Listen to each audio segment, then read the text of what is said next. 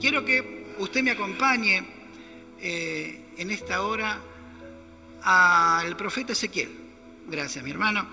Capítulo 47.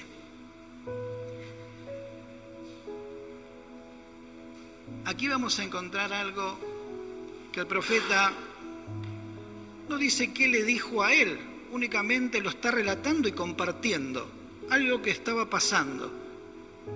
Muchas palabras que nos van a llegar, pero presta atención, que seguramente Dios nos va a hablar. Dice la palabra: me hizo volver luego a la entrada de la casa. He aquí aguas salían por debajo del umbral de la casa hacia el oriente, porque la fachada de la casa estaba al oriente, y las aguas descendían de debajo hacia el lado derecho de la casa, al sur del altar. Y me sacó por el camino de la puerta del norte y me hizo dar la vuelta por el camino exterior, fuera de la puerta al camino de la que mira al oriente, y vi que las aguas salían del lado derecho. Y salió el varón hacia el oriente llevando un cordel en la mano y midió 1000 codos. Me hizo pasar por las aguas hasta los tobillos. Mi hermana y mi hermano, si hablamos de gracia y queremos interpretar de alguna manera esto que acabamos de leer, cada uno de nosotros, o por lo menos aquellos que un día nos encontramos que Dios nos daba algo que estábamos necesitando, lo primero que cambió en nuestra vida es hacia dónde vamos. El agua de gracia, dice este pasaje, llegaba hasta los tobillos. Allí estaban los pies. Aquel que no conoce a Cristo, y me ha pasado, y creo que algunos de que un día nos sorprendió Cristo con su palabra y nos presentó lo que estábamos necesitando, empezamos a cambiar nuestra forma de andar. Empezamos a ir a otro lugar. ¿Cuántos hombres, al encuentro de la palabra y la realidad del Evangelio, dejaron de frecuentar lados, de ir en dirección al pecado, de empezar a darse cuenta de que los pasos que tenía que dar eran hacia los de Dios? Dice un pasaje allí en Eclesiastés 10:2, una persona sabia elige el camino correcto, el necio toma el rumbo equivocado. Antes de conocer a Cristo, uno de los que caminaba sin saber era yo. Por 6 años, no menos de 2 veces por año, era uno de aquellos que caminaba, que iba hasta un lugar a hacer un trato con Dios. Eso es lo que pensaba yo, ni lo conocía, pero caminaba y caminaba por horas, eran 10, 12, 14 horas, y ese sacrificio parecía que para mí estaba bien, con eso me acercaba a Dios. Es más, ni llegaba al lugar, ni entraba, al lugar donde estaba como destino, sino que llegaba hasta la puerta, miraba los cielos como si tuviera algún diálogo con Dios y le decía: sí, soy bueno, que me lo tome a cuenta. Chantajeaba de alguna manera para que las cosas me vayan bien. Caminaba y caminaba. Un día conocemos la palabra y nos damos cuenta que todo aquello que hacíamos no valía de nada. Misericordia quiero, no sacrificio, nos habla la palabra para aquellos que caminamos sin saber el rumbo. Un día nos dimos cuenta que teníamos que ir hacia otro lado. Sigue la palabra diciendo que este agua no quedó en el caminar nada más. Sigue diciendo algo como: midió otros 1000 codos y me hizo pasar las aguas hasta las rodillas. Evidentemente, el agua de gracia, cuando llega a las rodillas, es sinónimo de oración, es sinónimo también de aquella vida espiritual a la cual no conocíamos. No teníamos noción ni siquiera de que existía algo. En el caso mío, quizás usted sabía, yo no sabía. hablaba de Dios y decía que era cristiano, pero la realidad no lo era. Empezamos a tener algo distinto en nuestro andar y ahora buscando una vida espiritual. Esa vida espiritual que viene no específicamente a lo que podemos orar, que es hermoso poder orar unánimes y por un motivo en especial en la iglesia, sino aquello puntual, aquel tiempo que le damos a Dios para que esté con nosotros. Ese tiempo a solas, ese tiempo para escucharle, ese tiempo espiritual para que nosotros podamos escuchar a Dios. A veces somos una ametralladora de requerimientos y Dios no es un 911. Dios es alguien que habla. Dios me habla por su palabra, perfecto, y también le va a oír en su oración. Pero qué importante es tener ese tiempito, ese a solas con Dios, para que su vida espiritual pueda ser renovada diariamente. No es fácil, ¿sí? Todos oramos lindo acá. Me encanta escuchar a hermanos pidiendo, pero cuánto más aquellos que vienen y tienen su tiempo con Dios. No venimos a enseñar absolutamente nada. Digo, qué precioso es estar oyendo a Dios, teniendo tiempos con Él, como aquel que le ama, como aquel que necesita de Él. Dice que en su momento, allí en Mateo 6:6, algo tan importante, que dice: mas tú, cuando ores, entra a tu aposento y cerrada la puerta, ora a tu Padre que está en secreto, y tu Padre que ve en lo secreto, que dice, te recompensará en público. Tiempos con Dios, momentos con su Dios, tiempos con mi Dios, es grato. A veces andamos corriendo, es verdad. A veces trabajos y aquellos que hemos tomado como responsabilidad nos toma tiempo. Pero es necesario pararse diariamente, momento tras momento, ¿sí? Y ver qué tiempo le puedo dar a Dios. Yo sé que usted anda corriendo, ¿sí? Yo sé que también ando corriendo, pero Dios nos pide un tiempo. ¿Queremos que Dios nos conteste? Perfecto. ¿Sabe a dónde tenemos que ir? Al lugar secreto, allí, donde usted puso como lugar para poder entablar un diálogo con Dios. ¿Es fácil esto? No, no es fácil. Tenemos que dejar celular, tenemos que dejar de prender un televisor, hay un montón de cosas que no podemos detenernos. Pero qué grato es poder hacerlo, degustar estar a solas con Dios. El agua seguía. Y dice, y midió luego otros 1000. Y me hizo pasar por las aguas hasta los lomos. Y esta es la parte que más cuesta. Nos cuesta a todos. A la altura de los lomos, donde tenemos algo tan particular. Esto, los sentimientos, las emociones. Aquellos que muchas veces nos interrumpe una vida digna con Dios. A veces nos golpean, a veces cosas nos hieren y eso también da vueltas ahí. No, ya lo perdoné, pero sigue dando vueltas. Y sin embargo aquel Dios perdonador, aquel Dios que nos recibió, también nos enseña que debemos tener esto llenos a la altura de esa agua de gracia. Emociones. Digo la parte más difícil,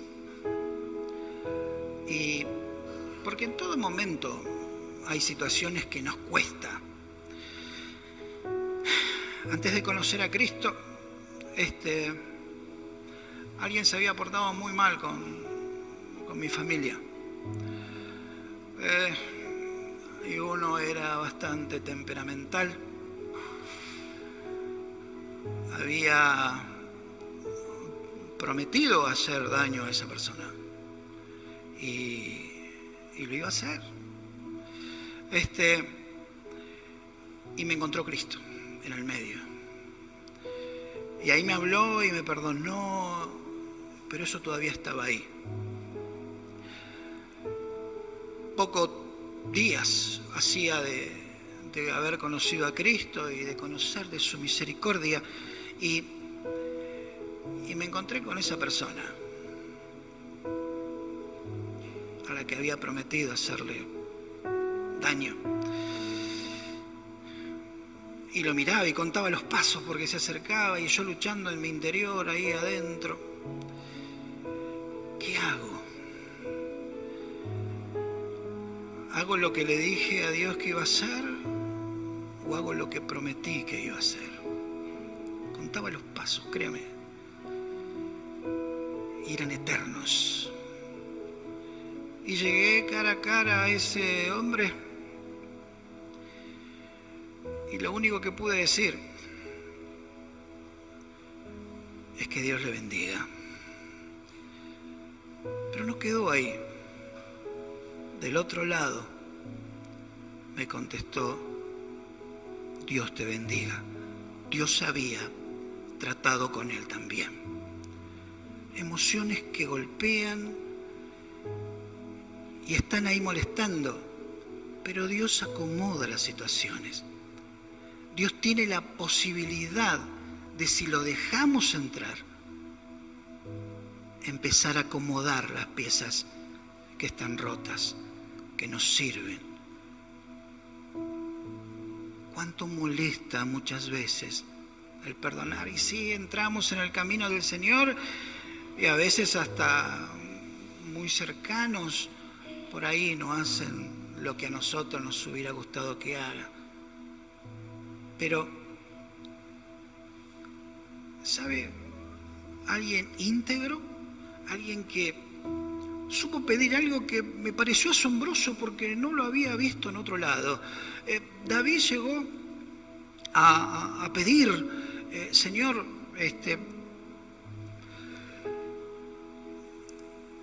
límpiame de aquellos errores, líbrame de aquellos errores que me son ocultos. Salmos 19, 12.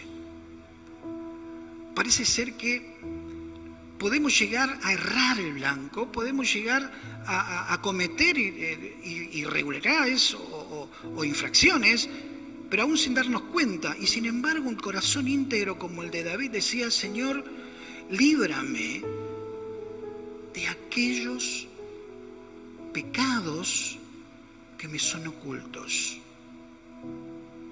Todos sabemos cómo nos comportamos y cómo nos manejamos y cómo vamos por la vida, y tratamos de hacerlo mejor. Eso es lo que anhelamos aquel que ha conocido a Cristo.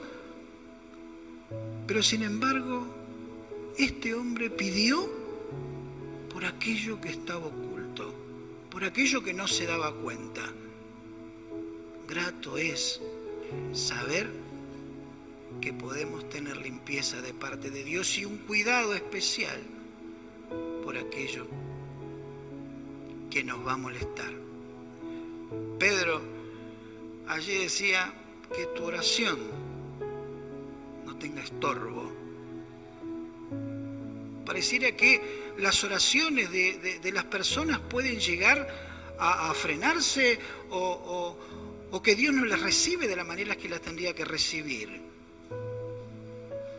La palabra dice que no tengan estorbo. Perdonar, hablar, llamar a aquel que te golpeó, que hizo daño o que limpiar el corazón. Tenerlo presto para recibirlo de Dios.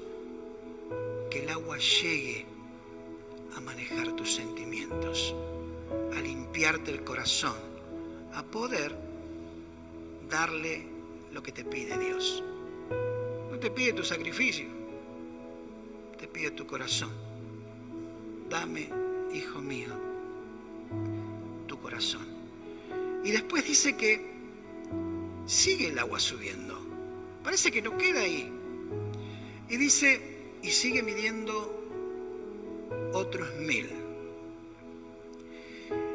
Y era ya un río que yo no podía pasar porque las aguas habían crecido de manera que el río no se podía pasar sino a nado.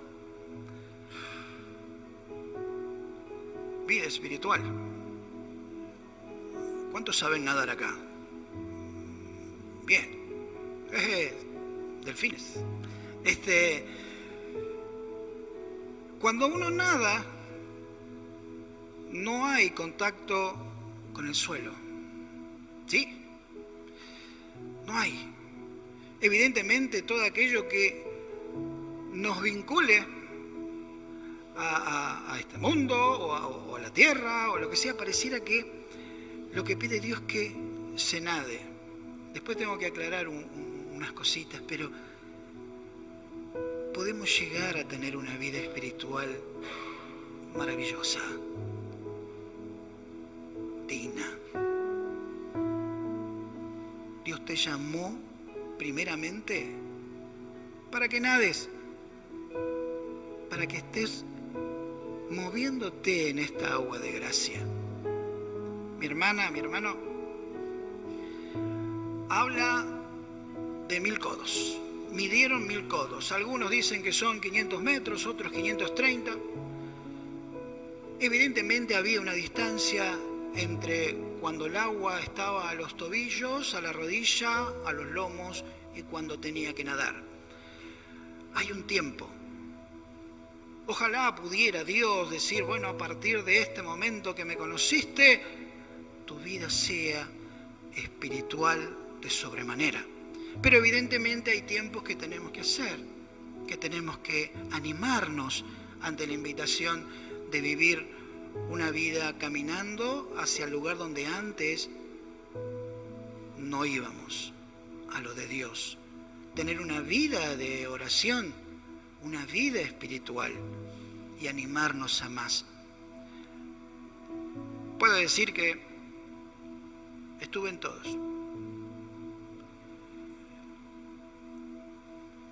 Y después hasta estuve en la orilla. Ojalá fuese progresivo, pero pareciera que en un momento determinado de nuestra vida volvemos, nos atrasamos, nos animamos, nos impulsamos y nos quedamos. No sé dónde estaremos ahora,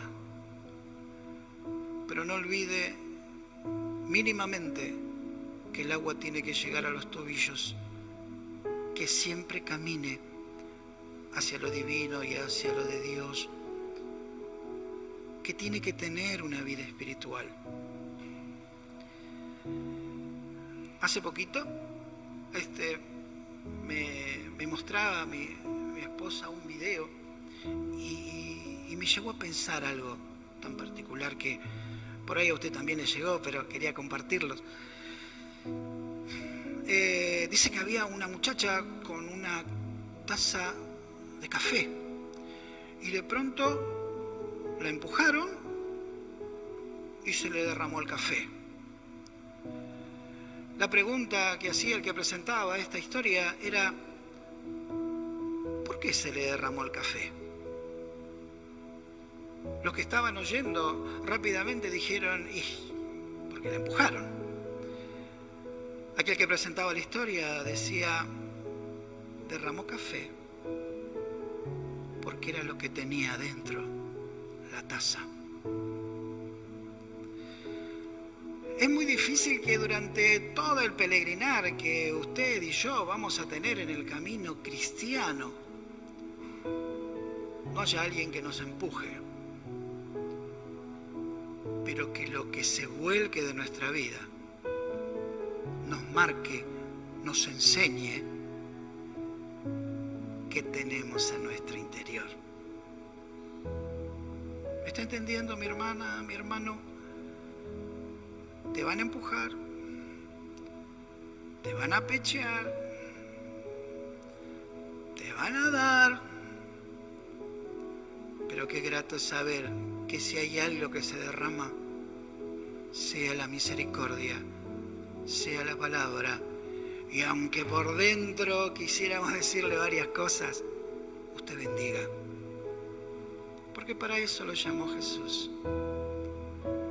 Para bendecirlo y para que sea de bendición.